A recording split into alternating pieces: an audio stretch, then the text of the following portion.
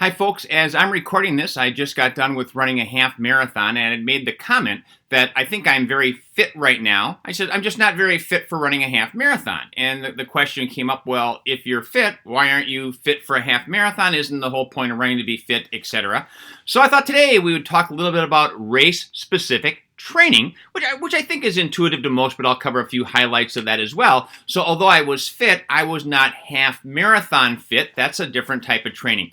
You're really looking at, I think, two main things in your training. You want to prepare your body for the physiological demands of that event, but you're also preparing your body for the mental part of that event. I think the physiological, most people get that okay, it's different for a half marathon than a 5K, but what about the mental part of that? So here's just an example of that. You know, in a 5K, you're running at what I call redline pretty much the entire time. Now, you're not really running at redline. Redline's like your max heart rate, you're going to explode. But it sure feels that way. Usually from about a half mile on until the end of the race, your heart is coming out of your chest. You're feeling like you're going to die in a 5K. And if you don't have runs like that in your training to help kind of get your brain on board that, okay, yeah, Mark's felt like this before. I guess this might be okay. It's really, really hard to push through that.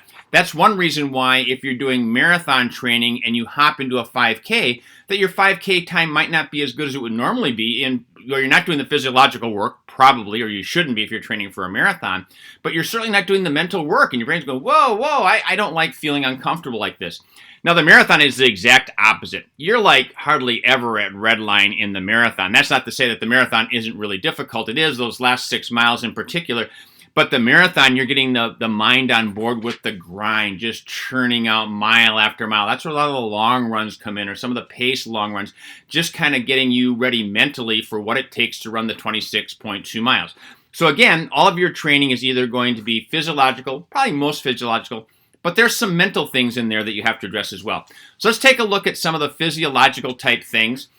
For a full marathon, I don't think that's any surprise. The number one run in a full marathon is the long run. It's very important. It's not the only run, and there's certainly more runs than I have listed on here. But for most people, after the long run, I would say their tempo run is going to be the next important run. In the half marathon, though, I would reverse those. I think the tempo run is the most important, and then the long run. Again, not saying the long run's not important. It's not as important as the tempo run. A big part of the long run is building that endurance, helping your body learn to metabolize fat as a fuel source, etc. That's just a little less important in the half. It's still very important. A half marathon is about 94% aerobic, still very important, but that tempo, being able to have a little bit faster sustained pace for a longer time, is pretty critical. So I flip those in a half marathon. And then in a 5K, you'll notice the long run's not in there at all. As I said, doesn't mean you're not doing long runs in a 5K, doesn't mean a long run isn't as important, but your long intervals and your tempo, notice tempo occurs in all three races, is really where your bread and butter is going to be at in a 5K. In fact, a little 5K tip I guess I can give you.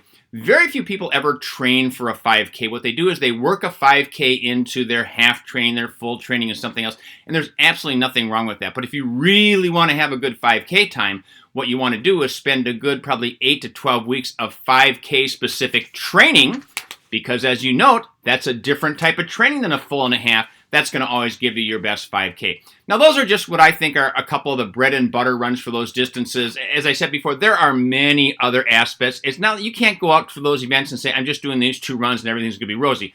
There's a lot of other things that take place within that to really get you race specific. But what it really comes down to is when you want to have your very best race, then you want to have some very race specific training for that, not just simply be fit.